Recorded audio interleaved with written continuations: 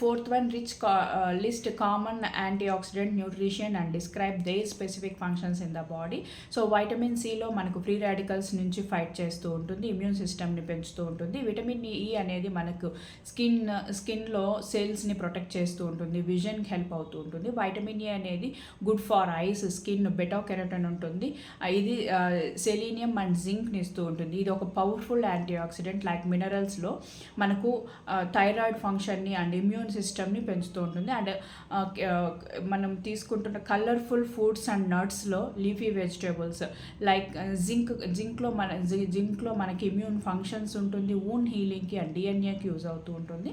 Vitamin C అనేది immune ఫంక్షన్స్కి, కొలాజిన్కి help అవుతూ ఉంటుంది. మెగ్నీషియం అనేది ఆక్సిడేటివ్ స్ట్రెస్ నుంచి రిలీఫ్ అవుతుంది, బోన్ డెవలప్మెంట్కి అండ్ మెటబాలిజంకి యూజ్ అవుతూ ఉంటుంది.